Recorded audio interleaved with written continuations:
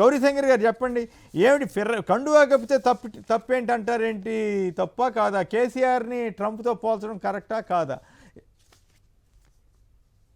ఒకటి మనకు కండువా కప్ తప్పు కాదా అంటే తప్పే కదా. ఎందుకంటే ఒక పార్టీ జాయిన్ అవుతున్నారు, దే హావ్ సెడ్ ఇట్. వాళ్ళు వాళ్ళ కార్యకర్తలతో చెప్పారు, మేము కాంగ్రెస్ పార్టీలో జాయిన్ అవుతున్నాం. ఎప్పుడైతే యాంటీ డిఫెక్షన్ లా అప్లై ఈ నోటీస్ వాళ్ళకి వచ్చారు, ఇమీడియట్లీ బట్ మాట మార్చారు. ఎందుకంటే మళ్ళీ అక్కడ బై ఎలక్షన్స్ అవుతుంది, బై ఎలక్షన్స్ గెలుస్తామో లేదో, మళ్ళీ ఇదే తలకానొప్పి అవుతుంది.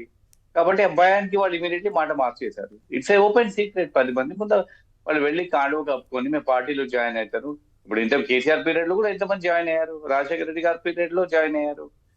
లేదు, ఇక్కడ చిన్న తేడా ఉంది. రాజశేఖర రెడ్డి గారి పీరియడ్లో టీఆర్ఎస్ వాళ్ళు వచ్చిన వెంటనే కానీ వాళ్ళు అఫీషియల్గా పార్టీలో చేరలేదు, కండువాలు కప్పలేదు. వాళ్ళు పక్కన కూర్చారు, వాళ్ళు కూర్చొని సపోర్ట్ ఇచ్చారు. ఇక్కడ మాత్రం ఓపెన్ గా జాయిన్ అయ్యారు. ఇక్కడ కానీ అక్కడ కూడా చంద్రబాబు గారు కండువాలు కప్పాడు ఆ రోజుల్లో. ఇప్పుడు కూడా మన ముగ్గురు ఎమ్మెల్సీలకు కప్పాడు. ఇప్పుడు ఇక్కడ అందరు గాంధీ గారు వీళ్ళందరూ చాలా మంది జాయిన్ అయ్యారు. డెఫినెట్ కాంగ్రెస్ పార్టీ వాళ్ళ ఐడియాలజీ గురించి, వాళ్ళ ప్రోగ్రామ్స్ గురించి అట్రాక్టివ్ మేము జాయిన్ అయ్యాయని చెప్పారు. ఎప్పుడైతే వాళ్ళకి నోటీస్ వచ్చిందో సుప్రీంకోర్టు నుంచి, వాళ్ళకు నోటీసెస్ వచ్చాయో, మళ్ళీ ఇంకోటి వాళ్ళ సీట్లు పోతాయని భయమైందో, ఇప్పుడు ఇమీడియట్లీ మాట మార్చేస్తున్నారు. మేము ఊరికే క్యాజువల్లీ వెళ్ళి కలిసాము. క్యాజువల్ ఎందుకు వెళ్ళి కండాలు కప్పుకుంటారు? ఇంకోటి నేను ఒక డిబేట్ లో వచ్చింది, అది కాంగ్రెస్ పార్టీ కండువానా లేకపోతే నేషనల్ కండువానా డిస్కషన్ పెట్టారు. కాబట్టి ఐ థింక్ మాట మార్చేస్తున్నారు అంతే. ఇంకా దానికి ఎవిడెన్స్ అంటే వాళ్ళకి రాసి వాళ్ళే మేమైతే ఇంకా ఆ పార్టీలో జాయిన్ కాలేదని రాసిస్తా ఉన్నారు. దట్ కాంట్ హెల్ప్ ఇట్ అండి. కానీ ప్రజల్లో అయితే తెలిసిపోతుంది కదా వీళ్ళు కాంగ్రెస్ పార్టీలో జాయిన్ అయ్యారు. కానీ కాంగ్రెస్ కి అప్రతిష్ట కదా. కేటీఆర్ ఏమంటారు, నువ్వు రాజ్యాంగాన్ని పట్టుకు తిరుగుతున్నావు రాహుల్ గాంధీ గారు, మరి ఇక్కడ ఇది ఎమ్మెల్యేలు చోరీ కదా, అది ఓటు చోరీ అయితే అని ఆయన అడుగుతున్నాడు. కేటీఆర్ గారు అన్నది కరెక్టే, కానీ వాళ్ళ పీరియడ్ లో కూడా జాయిన్ అయ్యారు కదా వాళ్ళు కూడా. దాన్ని మనమే సమర్థించట్లా. అప్పుడు జరిగింది అంటే ఇప్పుడు మీ పార్టీ ఇప్పుడు అప్పుడు ఏమని చెప్పారు, మా పార్టీలో అప్పుడు మాకు పార్టీకి థ్రెట్ ఉన్నారు, గవర్నమెంట్ కూల్ చేసామని కాబట్టి మేము తీసేసుకున్నాము అని చెప్పారు.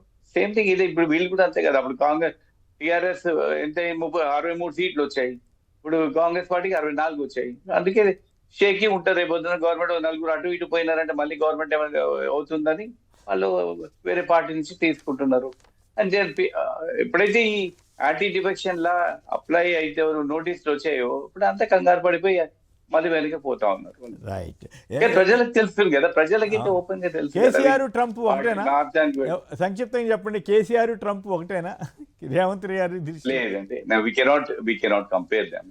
ఎందుకంటే ట్రంప్ గారు చేస్తున్నది నా దేశం గురించి, నా దేశ శ్రేయం కోసము, ఒక మంచి కోసం నేను చేస్తున్నా. ట్రంప్ గారు ఆర్గ్యుమెంట్ పెట్టారు, ఎందుకంటే ఇల్లీగల్ మైగ్రెంట్స్ వచ్చేసి మాకు చాలా ఇబ్బంది అవుతా ఉన్నారు, we have to rectify trade deficient. ఆయన ఆర్గ్యుమెంట్, ఆయన దేశం గురించి మాట్లాడుతా ఉన్నాడు.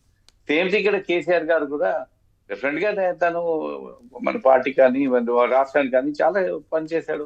లాట్ ఆఫ్ ఇన్ఫ్రాస్ట్రక్చర్ డెవలప్మెంట్ కాలేదని కాదు. Politically you may differ with him, కానీ బట్ ఒక పర్సన్ ఇన్నేళ్ళు 2001 నుంచి పోట్లాడి ఒక స్టేట్ ని అచీవ్ చేశారంటే ఇట్స్ నాట్ ఈజీ జాబ్ అండి. It's a great achievement. ఆ తర్వాత కూడా తను డెవలప్మెంట్ గురించి చాలా చేశారు. ఇప్పుడు go out of Hyderabad city అండి, చాలా చోట్ల ఇన్ఫ్రాస్ట్రక్చర్ డెవలప్మెంట్ అయింది. ఎస్, తను కొన్ని తప్పులు చేశాడు, దాంతో గవర్నమెంట్ రిజెక్ట్ చేశారు, పబ్లిక్ రిజెక్ట్ చేశారు, కానీ ultimately his contribution is there for the state. Right. ఫైనల్గా చెప్పండి, మెట్రో భవిష్యత్ ఏంటి? ఎల్ఎన్టీ నిజంగానే తప్పుకునే అవకాశం ఉంది? వాళ్ళు ఆల్రెడీ ఉత్తరం రాశారు, ఇక్కడే ఎల్ఎన్టీ లాభాల్లో లేక నష్టాల్లో కూరుకుపోతుంటే 5,000 కోట్ల నష్టాల్లో ఉంటే విశాఖ విజయవాడలో మేము మెట్రో పెడతామని చంద్రబాబు గారు చెబుతున్నారు. నమ్మొచ్చు అంటారా? మెట్రో ఈజ్ రియల్లీ గుడ్ అండి. ఎందుకంటే నేను రీసెంట్ గా 2 months బ్యాక్ నేను ఇక్కడ లక్డీకాపూల్ నుంచి ఎల్బీ నగర్ దాకా వెళ్ళాను. అంటే ఇట్స్ వెరీ కన్వీనియంట్, ఎందుకంటే నేను కార్లో కానీ ఏంటంటే ఫైనాన్షియల్ వయబిలిటీ. ఇప్పుడు వాళ్ళు చెప్పే మెట్రో వాళ్ళు, అంటే నాకు ఇంతకు ముందు మెట్రో వాళ్ళు మాట్లాడినప్పుడు చెప్తున్నాడు, కొంచెం ఫైనాన్షియల్లీ వాళ్ళకి టైట్ అవుతుంది, వాళ్ళకి ఎంత ఎక్స్పెండిచర్ చాలా అవుతుంది, వాళ్ళకు కొంచెం రేట్ టికెట్స్ పెంచాలి అని వాళ్ళు ఏదో ప్రపోజల్ పెట్టినట్టుంది. And probably they wanted to handle it completely. ఏ ప్రాజెక్ట్ అయినా కూడా మొత్తం హ్యాండిల్ చేసుకోవాలని ఒక గవర్నమెంట్ కి ప్రపోజల్ ఇచ్చారు. బేసికలీ ఫైనాన్సెస్ ఇష్యూ ఉంది అది. కాబట్టి I think because they have handled it well, వాళ్ళే గవర్నమెంట్ వాళ్ళతో మాట్లాడి చేయటమే బెటర్. ఇంకా రైట్. ద ఎక్స్పీరియన్స్ కూడా ఉంది వాళ్ళకు. అవును. మరి ఫైనల్గా ఏం జరుగుద్దో రేవంత్ రెడ్డి గారు అయితే ఎల్ఎన్టీకి వార్నింగ్ ఇచ్చినట్లుగా చెప్తున్నారు. మరి అదేమవుతుందో చూద్దాం. కేసీఆర్ గారు కూడా వార్నింగ్ ఇచ్చారు, ఐ రిమెంబర్. కేసీఆర్ గారు ఆయన కూడా ఇచ్చిన వార్నింగ్ వేరు, ఈయన ఇచ్చిన వార్నింగ్ వేరు కదా అప్పట్లో. అవును, ఆ తరహా వేరు, ఈ తరహా వేరు, ఆ గొడవ వేరు. అయితే వాళ్ళు వాళ్ళు కూడా అప్పుడు వెళ్ళిపోతా అంటే వెళ్ళిపోండి అని కేసీఆర్ గారు ఏదో చెప్పిండు, ఐ రిమెంబర్. చూద్దాం. కానీ ఏదైనా బట్ ఇట్స్ ప్రొఫెషనల్ ఆర్గనైజేషన్, వాళ్ళు బాగానే రన్ చేశారు, ఎస్టాబ్లిష్ చేశారు. I think they should run. Government sort out చేసుకోవాలి వాట్ ఎవర్ ఫైనాన్షియల్ డిఫికల్టీస్ ఏమున్నాయా, లేదా ఆపరేషనల్ ప్రాబ్లమ్స్ ఏంటో చూసుకోవాలి. అంటే 50,000 కోట్ల భారం పడద్దని ఆయన పారిశ్రామికవేత్త కూడా కదా రాజం గారు ఓ పెద్ద ఆర్టికల్ రాశారు. ఒకవేళ వాళ్ళు కనుక వెళ్ళిపోతే తెలంగాణ ప్రజల మీద 50,000 కోట్ల భారం పడద్దని.